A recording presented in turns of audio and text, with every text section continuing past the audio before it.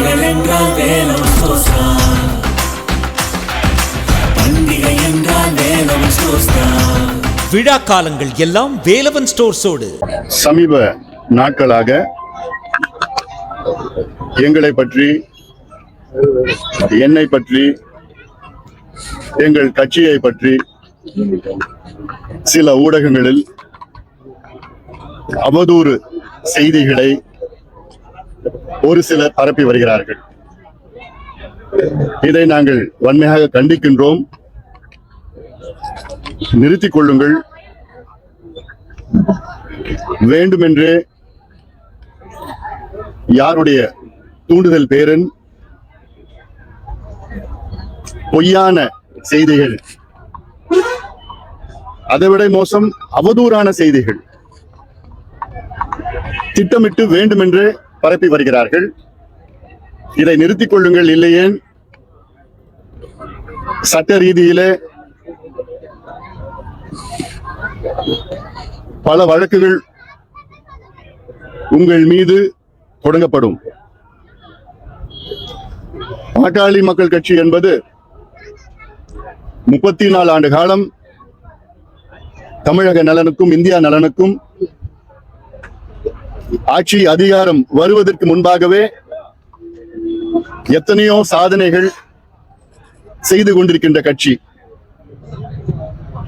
இந்தியாவிற்கு 108 ஆம்புலன்ஸ், உலகத்தில் மிகப்பெரிய சுகாதார திட்டம், தேசிய கிராமப்புற சுகாதார திட்டம், இந்தியாவிலிருந்து போலியோவை ஒழித்தது, பொது இடங்களில் புகைப்பிடிக்க கூடாதுன்னு சட்டத்தை கொண்டு வந்தது, குட்காவை இந்தியாவிலிருந்து ஒழித்தது, புகையிலை பொருட்களில் எச்சரிக்கை விளம்பரங்களை கொடுத்தது,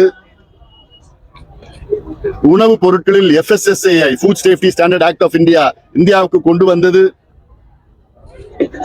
தமிழ்நாட்டிற்கு இத்தனையோ ரயில்வே திட்டங்களை கொண்டு வந்தது, ஜிப்மர் நிறுவனத்தை தன்னாட்சியாக அமைத்தது, தமிழ்நாட்டில் 1 மீட்டர் கூட மீட்டர் கேஜ் இல்லாமல் அத்தனையும் பிராட் கேஜாக மாற்றி அமைத்தது, சேலம் ரயில்வே கோட்டம் என்று எண்ணிக்கொள்ளே செல்லலாம். இது நாங்கள் அமைச்சர்களாக இருந்த நேரத்தில். அது இல்லாமல் இன்று தமிழ்நாட்டிலே அனைத்து கட்சிகளும் பூரண மதுவிலக்கு கொள்கை ரீதியில் ஏற்றுக்கொண்டிருக்கிறது. காரணம் எங்களுடைய மருத்துவர் ஐயாவும் பாட்டாளி மக்கள் கட்சியும். காவிரி டெல்டாவை பாதுகாக்கப்பட்ட வேளாண் மண்டலம், இப்படி அடுக்கிக் கொண்டே போகலாம். பாட்டாளி மக்கள் கட்சி தமிழ் மொழிக்காக, தமிழ் பண்பாடு, கலாச்சாரம், நாகரிகம், தமிழர்களுடைய உரிமை, இலங்கை பிரச்சனை, மேகதாது பிரச்சனை, முல்லை பெரியார் பிரச்சனை, இப்படி பல மக்கள் சார்ந்த பிரச்சனைகளுக்கு தொடர்ந்து குரல் கொடுத்து வருகிறது. நேர்மையான முறையிலே எங்கள் கட்சியை ஐயாவும் நாங்களும் வழி நடத்தி வருகின்றோம். பாட்டாளி மக்கள் கட்சி கொடுக்கின்ற முதல் அறிக்கை தான் மற்ற கட்சிகள் தான் பின்பற்றுகிறார்கள். முதலில் மக்கள் பிரச்சனையில் பாட்டாளி மக்கள் கட்சி அங்கே சென்று போராடுகிறது. எங்கள் மீது வேண்டுமென்றே அவதூறுகளை, அதுவும் குறிப்பாக இவங்க இந்த தேர்தலில் பேரம் பேசுறாங்க, பொட்டியை வாங்கிட்டாங்க, இப்படி பண்ணிட்டாங்க, இதை பேசுறாங்க, அது பேசுறாங்க.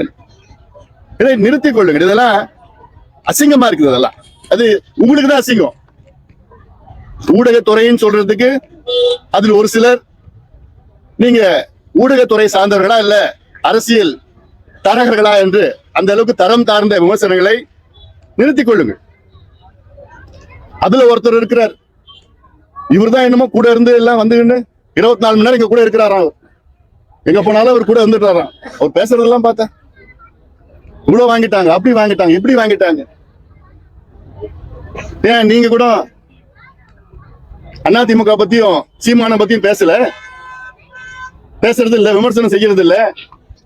நீங்க அதிமுக கிட்ட இல்ல சீமான் கிட்ட பொட்டி வாங்கிட்டீங்கன்னு சொன்னா நீங்க ஏத்துப்பீங்களா? அது சொல்ல மாட்டோம். அந்த மாதிரி விமர்சனம் வைக்க மாட்டோம்.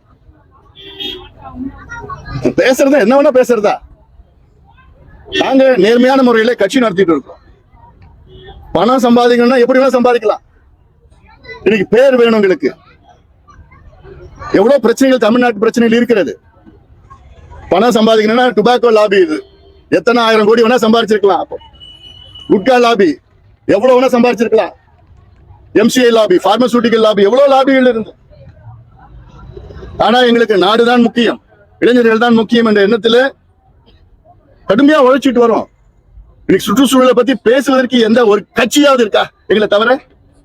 நீர் மேலாண்மைனா யாருக்காவது எந்த கட்சிகளுக்கு யாருக்காவது தெரியுதா? விவசாய பிரச்சனைகள் எந்த கட்சியாவது பேசுதா? நாங்க பேசுறது இல்ல, போராடிட்டு இருக்கிறோம். என்எல்சி நிறுவனத்துக்கு யார் போராடிட்டு இருக்கிறா? அதுல எல்லா கட்சியும் எல்லாம் வாங்கிட்டாங்க, அப்படி பண்ணிட்டாங்கன்னு சொல்ல விமர்சனம் வந்துட்டு இருக்குது. எங்கேயாவது வந்து சிப்காட்டி நிலம் எடுக்கிறதுக்கு எங்க யார் போய் போராடுறாங்க? ஆன்லைன் கேம்பிளிங்க தடை பண்ணணும்னு யார் முதல் சொல்லி தொடர்ந்து அழுத்தம் கொடுத்து 2 ஆட்சி கிட்ட சட்டத்தை கொண்டு வர வச்சது? காசு சம்பாதிக்கணும், எப்படி வேணா சம்பாதிக்கலாம். ஆனா நாங்க கடுமையான நேர்மையான முறையில உழைச்சிட்டு இருக்கோம். இப்ப இருக்கிறது பொது தேர்தல், ஜெனரல் எலெக்ஷன்.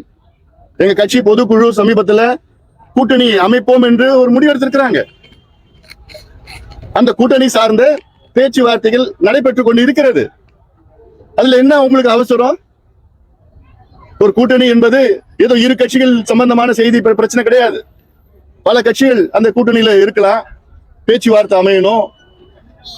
அதெல்லாம் எவ்வளவு இஷ்யூஸ் இருக்கு. அதுக்குள்ள இப்படி பேசிட்டாங்க, அப்படி வாங்கிட்டாங்க, இப்படி பண்ணிட்டாங்க, இப்படி பண்றாங்க, இப்படி பேரம் இப்படி வாங்கிட்டாங்கன்னா என்னையா பேசிட்டு இருக்கீங்க? தரந்தாழ்ந்து பேசிட்டு இருக்கீங்க. இதோட நிறுத்திக்கீங்க. அது உங்களுக்கு தான் அசிங்கம். இதுக்கு மேல தொடர்ந்தீங்கன்னா நிச்சயமா உங்க மேல சட்ட ரீதியிலே நாங்க நடவடிக்கை எடுப்போம். கிரிமினல் ஆக்ஷன் உங்க மீது நடவடிக்கை நிச்சயமா நாங்க எடுப்போம். நாங்க ஒரு பொய்ய திருப்பி உண்மை 10 முறை சொன்னா அது மக்கள் நம்புற மாதிரி ஒரு சூழல் ஏற்படுத்துறீங்க. கோயபிள்ஸ் பிரச்சாரம். அதனால இதை நிறுத்திக் கொள்ளுங்கள். நல்ல ஒரு நேர்மையான ஊடகத்துறை அந்த அப்படின்னு உங்க மனசுல வச்சுக்கிட்டு நீங்க பேசுங்க.